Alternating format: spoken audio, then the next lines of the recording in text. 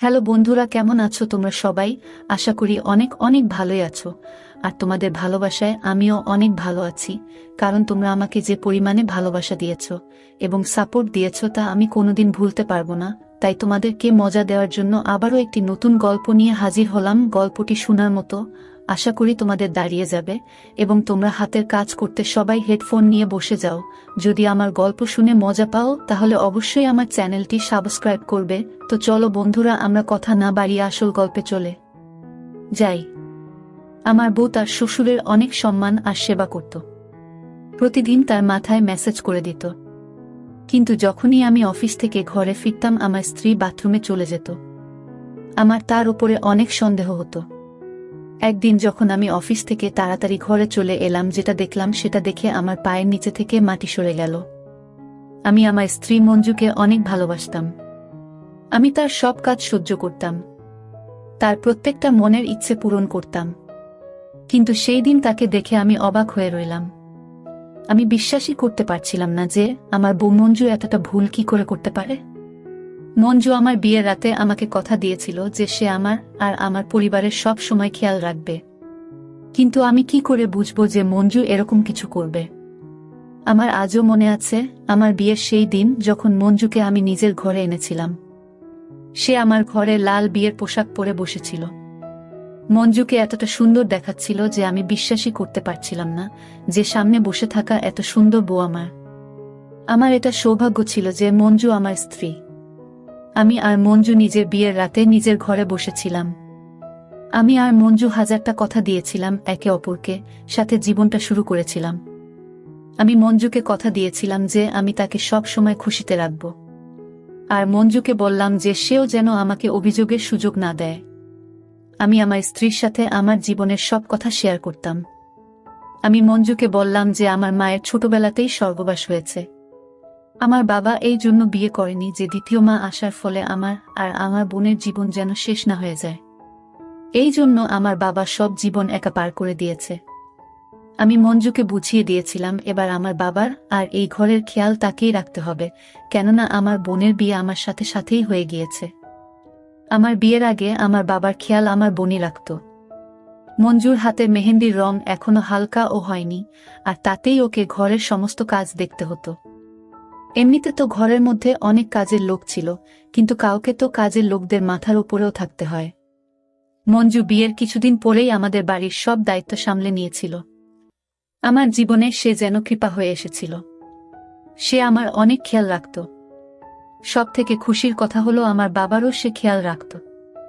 আমার বাবা একজন বয়স্ক মানুষ ছিলেন। বাবা বেশিরভাগ সময় চার পেয়ে বিছানায় পার করে দিতেন। মঞ্জু আমার ঘরটাকে এত সুন্দর করে সামলে নিয়েছিল যেন সে সবসময় এই বাড়িতেই থাকত। যখন কিনা আমাদের বিয়ের মাত্র 2 মাসই হয়েছিল, এত কম সময়ে মঞ্জু আমাদের সবাইকে আপন করে নিয়েছিল। আমি আমার বাবার একমাত্র ছেলে ছিলাম। তার সব ব্যবসা আমি দেখতাম। বিয়ের পরে বেশি সময় বাড়িতে থাকতে পারিনি, কেননা সব কাজ আমারই দায়িত্বে ছিল। আমার কাজে আমার সাথে দেওয়ার মতো কেউ ছিল না। বাবাও অসুস্থতার কারণে কাজ থেকে ছুটি নিয়ে অনেক দিন আগেই বসে গিয়েছে। এই জন্য আমি বিয়ের পরে বেশিরভাগ সময় ঘরে থাকতে পারতাম না। বিয়ের পরে সকালবেলা অফিসে যেতাম আর বিকেলবেলা ঘরে আসতাম। আমি যখন অফিস থেকে ঘরে ফিরতাম আমার স্ত্রী মঞ্জু তখন আমার ঘরের কাজে আর বাবার সেবায় থাকত। আমার বাড়িতে কাজের লোক বাকরের অভাব ছিল না, কিন্তু সে সবসময় বলতো বাবার ক্ষেত্রে কোনো ক্ষেত্রেই বোঝাপড়া করা উচিত না। যখন আমি এই জিনিসটা দেখতাম যে মঞ্জু আমার ঘরের এত ভালোভাবে খেয়াল রাখছে, তখন আমি ভাবতাম যে আমি কত সৌভাগ্যবান যে আমি এত সুন্দর, বুদ্ধিমতী আর এত খেয়াল রাখা একজন স্ত্রী পেয়েছি। কেননা আমাদের পরিবারে আমি আমার ভাইয়ের বউদের তার স্বামীর সাথে আলাদা করে ঘর বসাতে দেখেছি, আর তারা তাদের বাবাকেও একা ছেড়ে দিয়েছে। কিন্তু মঞ্জু তো আমাদের ঘর পরিবারকে জুড়ে রেখেছিল। আমার বোন যখনই শ্বশুরবাড়িতে আসতো মঞ্জু আমার বোনের ততটাই খেয়াল রাখত যতটা আমার আর বাবার রাখত। আমার বোন যখন মঞ্জুকে বাবার খেয়াল রাখতে দেখল, সে আমাকে বলল, দাদা প্রায় শ্বশুরবাড়িতে বাবার জন্য আমি চিন্তা করতাম, কিন্তু এখন যখন থেকে বৌদিকে তার খেয়াল রাখতে দেখেছি, এবার আমার আর চিন্তা নেই। আমি তো নিজেই আমার বোনের থেকে এই কথাটা শুনেই অনেক খুশি হলাম। আর আমি নিজের বোনকে বললাম, মঞ্জুর থাকতে তোকে একদম চিন্তা করতে হবে না, ও বাবার অনেক ভালোভাবে খেয়াল রাখে। আমিও মঞ্জুর অনেক খেয়াল রাখতাম। তার কোনো জিনিসের অভাব হবে না, আমি কখনো অভাব হতে দেইনি। আমি মঞ্জুকে অনেক ভালোবাসতে থাকলাম। 1 মিনিটের জন্য তাকে দূরে থাকতে দিতাম না। যখন অফিস হতো তখন বারবার তাকে ফোন করতাম। একদিন বাবার শরীর হঠাৎ অনেক খারাপ হয়ে গেল। বাবা বলল যে তার পায়ে হঠাৎ অনেক ব্যথা হতে শুরু করেছে। আর কেননা সে এখন বেশিরভাগ সময় বিছানায় পার করে, এজন্যই তার পায়ে অনেক ব্যথা শুরু হয়েছে। ডক্টর বলেছেন বাবার পায়ে ম্যাসাজ করা দরকার। তার একটু কাজ করা উচিত, যাতে তার পায়ে ভালোভাবে চলাচল হতে পারে। ডাক্তার ম্যাসেজের সাথে সাথে কিছু ওষুধ বলে দিয়েছিলেন। ডাক্তার বলেছিলেন যে ম্যাসেজ করার সময় কোনো অবহেলা যেন না থাকে। আমি বাবার ওষুধপত্র মঞ্জুকে দিলাম। তাকে বললাম আমি তো অফিস থাকি, আর তাই সে যেন বাবার সম্পূর্ণ খেয়াল রাখে। আর প্রতিদিন কোনো না কোনো কাজের লোককে বলে নিজের সামনে তার পায়েতে যেন ম্যাসেজ করিয়ে নেয়। এই কথার উত্তরে মঞ্জু যা বলল সেটা শুনে আমি তো অবাক হয়ে গেলাম। সে বলল, তোমার বাবা আমারও তো বাবা। আমি তার দায়িত্ব কোনো কাজের লোকের উপরে কি করে ছাড়তে পারি? বরং আমি নিজেই তার পায়ে ম্যাসেজ করে দেব। আমি তো এই কথায় অনেক খুশি হয়ে গেলাম। আমি মঞ্জুর কপালে আদর দিলাম আর বললাম, আমাকে কখনো তুমি ছেড়ে দিও না। আমি তোমাকে অনেক ভালোবাসি। এখন মঞ্জু রোজ সকালে আমার সাথেই ওঠে, আমার জলখাবারের ব্যবস্থা করে, আর আমাকে অফিস পাঠায়। মঞ্জু রোজ বাবার পায়ে আর হাতে ম্যাসেজ করে দেয়, যাতে তার শরীরের সবকিছু সঞ্চালন ভালোভাবে হয়, আর তার পায়ে যাতে ব্যথা না হয়। আমি যখন রোজা অফিস থেকে ঘর আসি আর যখন বাবার সাথে তার ঘরে দেখা করতে যাই, তখন বাবা অনেক খুশি হয়ে আমাকে বলে যে মঞ্জু তার অনেক সেবা করে, সে তো মঞ্জুর প্রশংসা দিয়ে যেন সেতু সেতু বন্ধন করতে চায়। আমার বাবা মঞ্জুকে অনেক আশীর্বাদ করে। আমি সৌভাগ্যবান ছিলাম যে মঞ্জুর মতো বউ আমি পেয়েছি। ব্যাস, আমাদের জীবনে শুধুমাত্র একটাই অভাব ছিল যে 1 বছর হয়ে গেছিল আর আমাদের সন্তান হয়নি। যখন আমরা ডাক্তারকে দেখালাম তখন ডাক্তার বলল আমার আর মঞ্জুর মধ্যে কোনো সমস্যা নেই। আমি চিন্তায় ছিলাম যে যদি কোনো সমস্যাই না থাকে তাহলে আমাদের সন্তান কেন হচ্ছে না। যে কোনো মেয়ে যখন দেখে যে তার মা হতে দেরি হচ্ছে তখন সে চিন্তায় পড়ে যায়। কিন্তু আমি বুঝতেই পারছিলাম না যে মঞ্জু এই ব্যাপারে কেন কোনো চিন্তা করছিল না। আমার মনে হয় মঞ্জু বেশি ধৈর্যবর্তী মেয়ে। এজন্যই সে সহ্য করেছিল আর এজন্যই সে চিন্তাও করত না। অন্যান্য বিষয়ের মতো মঞ্জুর এই কথাটাও আমাকে তার ভালোবাসায় পাগল করে তুলেছিল। মঞ্জু সুন্দরী আর বুদ্ধিমতী হবার সাথে সাথে একজন ধৈর্যশীল মেয়েও ছিল। একদিন আমার শরীর খারাপ ছিল, আমি তাই সেদিন ছুটি নিয়েছিলাম। আমি ভাবলাম জীবনে একটু রেস্ট নেওয়া দরকার। ওই দিন আমি বাড়িতেই ছিলাম। মঞ্জু ঘরের সব কাজ শেষ করে নিয়েছিল। মঞ্জু বাবার ঘরেই তাকে মেসেজ করে দিত। আমি ঘরে বসে চায়ের সাথে খবরের কাগজ পড়ছিলাম। মঞ্জু তখন আমাকে বলল, বাবার মেসেজের সময় হয়ে গেছে। আমি তাই মেসেজ করতে যাচ্ছি। আমি মঞ্জুকে বললাম যে না, আজকের সময়টা আমার সাথে পার করো। কোনো কাজের লোককে বলে দাও বাবার মেসেজ করতে। মঞ্জু বলল সে নিজেই বাবার মালিশ করবে। আমি বললাম ঠিক আছে, তাহলে তুমি তাড়াতাড়ি এসো। আমি মঞ্জুর একটা অদ্ভুত ব্যাপার লক্ষ্য করেছিলাম। সে বাবার ঘর থেকে আসার পরে সাথে সাথে বাথরুমে চলে যেত। প্রথমে তো আমি ভাবতাম যে কখনো কখনো সে যায়, কিন্তু একবার নয় অনেকবার আমি এটা নোটিশ করেছিলাম যে মঞ্জু এরকমটাও করতে থাকে। আর বারবার সে ঘরে আসার পরে বাথরুমে চলে যায়। আমি ভাবতাম যে কেনই বা তেল দেওয়ার পরে বারবার হাত ধোবার জন্য সে বাথরুমে চলে যায়। এটা একদিনের কথা না, বরং মঞ্জু রোজই এরকম করত। আমার মনের মধ্যে একটা অদ্ভুত খেয়াল আসতে থাকলো। একদিন আমার বোন এসেছিল। আমার বোন তার বাবার বাড়িতে কমই থাকত, কিন্তু এখন সে 2-3 দিনের জন্য এসেছিল। আমার বোনও মঞ্জুর এই ব্যাপারটা লক্ষ্য করেছিল যে বাবার ঘরে মেসেজ করতে গিয়ে ঘরের বাইরে আসতে না আসতেই বাথরুমে ঢুকে যায় সে। আমার সন্দেহ যেন সত্যিতে পরিবর্তন হতে শুরু করেছিল। আমার মাথার মধ্যে এই কথাটা বসে গিয়েছিল যে কিছু তো নিশ্চয়ই আছে। এই কথাটা আমার বোনও নোট করেছিল। এবার আমার এটাই জানতে বাকি ছিল যে আসলে আমার বউ মঞ্জু আমার বাবার ঘরে কি এমন করে। কেননা এটা যদি একদিনের কথা হতো তাহলে কোনো বিষয় ছিল না। আমি একদিন মঞ্জুকে ফোনে কথা বলতে শুনলাম। তার কথা বলার ধরন বলছিল যে সে তার বাড়িতে কারোর সাথে কথা বলছিল না। আমি ভাবলাম পরের বার ইচ্ছাকৃতভাবে বলবো যে আমার সাথেও কথা বলিয়ে দাও। ও এবারে ঘরে চলে এসেছে। যখন মঞ্জু ফোনে কথা বলছিল তখন আমি তাকে বললাম, মঞ্জু, আমাকেও তোমার বাড়ির লোকের সাথে কথা বলিয়ে দাও। তখন মঞ্জু হঠাৎ করে অবাক হয়ে গেল আর বলতে থাকলো, মায়ের ফোন তো বিচ্ছিন্ন হয়ে গেছে, এরপরে যখন আসবে তখন কথা বলিয়ে দেব। আমার এই কথাটাতেও সন্দেহ হলো। আজকাল ওর প্রতিটা কথায় আমার সন্দেহ হয়। এবার আমি মঞ্জুর এই ফোনের বিষয়টা জানার জন্য ছিলাম। একদিন আমি ইচ্ছা করে মঞ্জুকে বলে গেলাম যে রাতে অফিস থেকে দেরি করে আসব। কিন্তু এটা আমার আগে থেকেই ভাবনা চিন্তা করা প্ল্যান ছিল, যাতে আমি কিছুটা আগে আসতে পারি, যাতে মঞ্জু জানতে না পারে আমি ঘরে এসে গেছি। আর আমি লুকিয়ে দেখব যে মঞ্জু বাবার ঘরে আসলে কি করে। আমি মঞ্জুকে বললাম যে আমি অফিস থেকে দেরি করে আসব, কিন্তু আমি সময়ের আগেই অফিস থেকে ঘরে চলে আসি। আমি আমার শোয়ার ঘরে গিয়ে দেখলাম সেখানে মঞ্জু ছিল না। আমি বুঝে গিয়েছিলাম যে মঞ্জু বাবার ঘরেই হবে। আমি আস্তে আস্তে তার ঘরের দিকে গেলাম। আমি বুঝতে পারছিলাম না যে আমি ঠিক করছি নাকি ভুল করছি। আমি আমার মনের ভিতর থেকে সন্দেহ বের করতে চাইছিলাম। আমার বাবা এত বছর বিয়ে ছাড়াই ছিল, তাই আমার সন্দেহ যে আমার স্ত্রী তার সাথে। যখন আমি লুকিয়ে বাবার ঘরে দেখতে থাকলাম, আমি যেটা দেখলাম সেটা দেখে আমি অবাক হয়ে দাঁড়িয়ে রইলাম। আমি অবাক ছিলাম যে যেমন আমি ভেবেছিলাম তেমন তো নয়। আমি লজ্জিত ছিলাম যে নিজের স্ত্রীকে কি ভেবে ফেলেছিলাম। আর আমি নিজের বাবাকেও সন্দেহ করলাম। আমি দেখলাম মঞ্জু তো বাবার মাথার ম্যাসাজ করছিল। আর এমন কিছুই নয় যা আমি ভেবেছিলাম।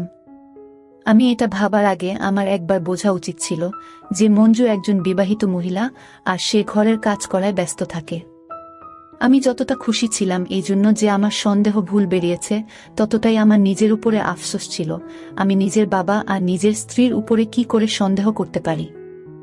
আমি নিজের চিন্তার জন্য লজ্জিত হয়ে যখন নিজের ঘরে বসেছিলাম, তখনই মঞ্জু ঘরে চলে আসলো। মঞ্জু আমাকে জিজ্ঞাসা করলো, তুমি চলে এসেছ? তখন আমি বললাম, হ্যাঁ, আমার আসার কথা তো ছিল দেরি করে, কিন্তু আমার শরীরটা ভালো নেই, সেজন্য তাড়াতাড়ি চলে এসেছি। এই কথা সে যে জবাব দিল সেটা শুনে আমি চিন্তায় পড়ে গেলাম। মঞ্জু বলল যে সে জানতো আমি অফিস থেকে তাড়াতাড়ি চলে আসব, কেননা সে অফিসে ফোন করেছিল। সেখান থেকেই জানতে পারে যে আমি বেরিয়ে পড়েছি। এবার তো আমার মাথার মধ্যে আবার ঘুরতে থাকলো যে কি জানি আজ মঞ্জু আর আমার বাবা কিছু করে থাকতে পারে, কেননা মঞ্জু তো জানতো যে আমি ঘরে আসছি। আমি আজ যেটা দেখলাম সেটা ভুল বলে মনে হচ্ছিল। আমার মনে হচ্ছিল এখনো আমাকে সত্যিটা লুকানো হচ্ছে। আমি এবার সিদ্ধান্ত নিয়েছিলাম যে এই ব্যাপারটার পিছনের সত্যিটা আমি জেনেই ছাড়ব, যে মঞ্জু আর বাবা ঘরে কি এমন করে আর আমার থেকে লোকায়। আমার মনটা আর মাথাটা তো এবার চিন্তায় অস্থির হয়ে যাচ্ছিল। এইবার তো আমি চাইছিলাম যেভাবেই হোক সত্যিটা আমাকে জানতেই হবে। আমি ঠিক করে নিয়েছিলাম যে সত্যিটা থেকে আমি এবার জেনেই ছাড়ব, যাতে অন্তত পক্ষে আমার মনটা শান্তি পায়। একদিন আমি মঞ্জুকে বলিনি আর তাড়াতাড়ি অফিস থেকে বাড়ি চলে এসেছি। যখন আমি ঘরে এলাম তখন মঞ্জু ঘরে ছিল না। আমি কাজের লোককে জিজ্ঞেস করলাম, সে বলল যে সে বাবার ঘরে আছে। আর আমি এই সুযোগটারই অপেক্ষা করছিলাম, যে যেই মঞ্জু মেসেজের জন্য বাবার কাছে যাবে আমিও দেখব যে সত্যিকারের কি হয় সেখানে। আমি নিজের বাবার ঘরের দিকে পা বাড়ালাম। আমি বাবার ঘরের দিকে যাচ্ছিলাম এটা ভেবে যে আমার মাথায় যে সন্দেহ আছে সেটা সত্যি না হয়ে যায়। আমি বাবার ঘরের দিকে গেলাম। আমি যা দেখলাম সেটা দেখে আমার পায়ের তলা থেকে মাটি সরে গেল। আমি ভাবতেও পারিনি যে মঞ্জু এমন করতে পারে। যে মেয়েটাকে আমি এত ভালোবাসতাম, যার মাথায় নিজের ভালোবাসার মুকুট পরালাম, সে আমাকে এভাবে ধোঁকা দিল। আমার এমন মনে হচ্ছিল যেন আমি আর দাঁড়িয়ে থাকার শক্তি পাচ্ছি না। আমি দেখলাম বাবার ঘরে মঞ্জু আর একটা ছেলে দাঁড়িয়েছিল, আর মঞ্জু আমার বাবাকে দিয়ে কোনো কাগজে সাইন করাচ্ছিল। আমি তো এখানে নিজের সন্দেহ দূর করতে এসেছিলাম, কিন্তু এখানে এসে তো আমি চিন্তার মধ্যে ফেঁসে গেলাম। আমি তো বুঝতেই পারছিলাম না যে হচ্ছেটা কি। মঞ্জু কি করছে আর তার পাশে দাঁড়িয়ে থাকা ছেলেটা কে? শুধুমাত্র আমি এটাই দেখছিলাম যে আমার বাবা জ্ঞান হারিয়ে থাকা অবস্থায় কাগজে সাইন করছিল। আমি এই ব্যাপারটার পরোয়া করিনি, শুধুমাত্র ভয় এইটুকু ছিল যে এমন কিছু না ঘটে যার জন্য আমাকে ওর থেকে দূরে যেতে হয়। কেননা আমি ওকে অনেক ভালোবাসি, আমি ওর থেকে দূরে যেতে চাইতাম না। যে ব্যাপারটার ভয় ছিল সেটাই হলো। আমি মঞ্জুকে কিছু বলতে শুনলাম, যেটা আমাকে অর্ধেকটা শেষ করে দিয়েছে। মঞ্জু আর ওই ছেলেটি এই ব্যাপারটা জানত না যে আমি দাঁড়িয়ে আছি সেখানে। মঞ্জু ওই ছেলেটিকে বলল, তাড়াতাড়ি এই বয়স্ক লোকটার থেকে সাইন নিয়ে নাও, আমি নিজের জিনিসপত্র বেঁধে নিয়েছি। আমার স্বামী আসার আগেই আমাকে এখান থেকে বেরোতে হবে। আমি এখনো বুঝতে পারছি না যে আমার ঘরে এসব কি হচ্ছে। আমার মাথা শেষ হয়ে যাওয়ার আগেই আমি দৌড়ে গিয়ে মঞ্জুর শরীরে হাত দিলাম, আর তার হাত দুইটা ধরে নাড়িয়ে তাকে বললাম যে, মঞ্জু তুমি এটা কি করছো? আমি মঞ্জুকে জিজ্ঞেস করলাম, তুমি কি আমাকে ধোঁকা দিচ্ছ? মঞ্জু অদ্ভুতভাবে তাকিয়ে আমাকে জিজ্ঞেস করল, অফিস থেকে তুমি এত তাড়াতাড়ি কি করে চলে এলে? আমি মঞ্জুকে জিজ্ঞেস করলাম, আমি যা জিজ্ঞেস করছি তার উত্তর দাও। মঞ্জু আমার কথায় চুপ করেছিল। আমি মঞ্জুকে ছেড়ে ওই ছেলেটার পোশাকটা ধরলাম। মঞ্জু আমাকে বারবার বলতে থাকলো যে ওকে ছেড়ে দাও। আমি ছেলেটিকে পুলিশের হুমকি দিতে থাকলাম আর বললাম যে, সত্যি বলো এখানে কি করতে এসেছো, না হলে পুলিশকে ধরিয়ে দেব তোমার। আমার এই কথায় ছেলেটা ভয়ে বলতে থাকলো যে সে মঞ্জুকে ভালোবাসে, আর তারা দুইজন বিয়ের আগে থেকে একে অপরকে ভালোবাসত। মঞ্জুর পরিবার তার বিয়ে ওই ছেলেটির পরিবর্তে আমার সাথে দিয়ে দেন। যখন মঞ্জু জানতে পারল যে তার বিয়ে একটা বড়লোক বাড়ির ছেলের সাথে হতে যাচ্ছে, মঞ্জু তার প্রেমিকের সাথে মিলে একটা প্ল্যান বানালো যে বিয়ের পরে আমার সব সম্পত্তি আর টাকা পয়সা ঘর থেকে নিয়ে তারা পালিয়ে যাবে। কেননা তার ভালোবাসার মানুষটি অনেক গরিব ছিল।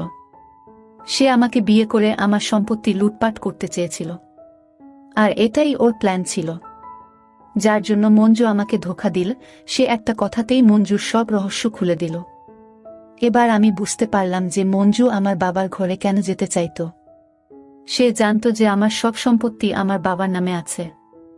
সে বাবার কাছে এই জন্য থাকত যাতে সে সুযোগ পেয়ে তাকে জ্ঞান হারিয়ে তার সব সম্পত্তি আর কাগজে সই করাতে পারে। এবার আমি বুঝলাম যে মঞ্জুর কেন কোনো সন্তান হচ্ছিল না, আর কেন তার এই বিষয়ে কোনো চিন্তা ছিল না। মঞ্জু চাইতো নিজের ভালোবাসার মানুষের সাথে পালিয়ে যায়, আর যেন তার সাথেই জীবন পার করে। মঞ্জু সম্পত্তি আর নিজের ভালোবাসার মানুষের জন্য নিজের সুন্দর সংসারকে খারাপ করে নিল। এবার আমি বুঝলাম যে মঞ্জু কার সাথে ফোনে কথা বলতো। আমিই বোকা ছিলাম যে তাকে এত বিশ্বাস করেছিলাম। মঞ্জু সেই দিন বাবাকে জ্ঞান হারানোর ওষুধ খাইয়েছিল, যার জন্য সে জ্ঞান হারিয়ে গিয়েছিল। যদি আমি সঠিক সময়ে না আসতাম, তাহলে মঞ্জু না শুধু আমাকে ধোঁকা দিত, বরং আমার সব সম্পত্তি সে নিয়ে পালিয়ে যেত। আমি পুলিশকে ফোন করলাম। মঞ্জু আমার পায়ে পড়ে আমার থেকে ক্ষমা চাইল, কিন্তু আমি তাকে ক্ষমা করিনি। সে আমার বিশ্বাস ভেঙেছিল, সে আমাকে শেষ করে দিয়েছিল। আমি মঞ্জুকে মন থেকে ভালোবেসেছিলাম, আর সে একটা দুদিনের ছেলের জন্য আমাকে ঠকালো। ওই ছেলেটার জন্য যাকে কিনা একটুখানি ধুমকি দিতেই সে মঞ্জুর সব রহস্য খুলে দিল। এখন হয়তো মঞ্জু বুঝতে পেরেছে যে সে অন্যায় করেছে, কিন্তু এখন কি লাভ? এখন সময় চলে গেছে। মঞ্জু শুধু টাকার লোভে আমার সাথে প্রতারণা করেছে। সে একবারও ভাবেনি যে আমি তাকে এত ভালোবাসি। আমি তার প্রতিটি ইচ্ছা পূরণ করেছি, তবুও সে আমার সাথে এমন করেছে। মঞ্জু জেলে তার কর্মের জন্য শাস্তি ভোগ করছিল। মঞ্জুর বিশ্বাসঘাতকতার পরে আমি কোনো মেয়েকে বিশ্বাস করা বন্ধ করে দিয়েছিলাম। তখন আমার বোন বুঝিয়ে বলল, এই প্রতারক মেয়ের জন্য তুমি তোমার জীবন নষ্ট করো না। তুমি এখনো ছোট আছো, তোমার ভবিষ্যৎ জীবনের জন্য একজন মেয়ে খুঁজে বিয়ে করো। মঞ্জু চলে যাওয়ার পর আমি ডিপ্রেশনে চলে গিয়েছিলাম। আমার বোন এবং আমার বাবা আমাকে বুঝিয়ে বলল, এরপর আমিও আর মঞ্জুর চলে যাওয়ার কোনো টেনশন না নিয়ে অনেক ভালো একটা মেয়েকে বিয়ে করেছি। এখন আমাদের একটি ছেলে আছে। আমি আমার জীবনে অনেক সুখী। সব মানুষ এক নয়। জেল থেকে ছাড়া পেয়ে মঞ্জু অনেকবার আমার সাথে কথা বলার চেষ্টা করেছিল, কিন্তু আমি সেই প্রতারক মহিলার ছায়াও দেখতে চাই না। বন্ধুরা, আজকের ভিডিওটা এখানেই শেষ করলাম। অনেক কষ্ট করে ভিডিওটি আপনাদের জন্য বানিয়েছি। যদি ভিডিওটি আপনাদের ভালো লেগে থাকে তাহলে একটা লাইক করবেন এবং চ্যানেলটি অবশ্যই সাবস্ক্রাইব করবেন। এই আশা ব্যক্ত রেখে আপনাদের কাছ থেকে বিদায় নিচ্ছি আমি। দেখা হবে আগামীকালের নতুন কোনো ভিডিওতে। সে পর্যন্ত সবাই ভালো থাকুন, সুস্থ থাকুন। ধন্যবাদ।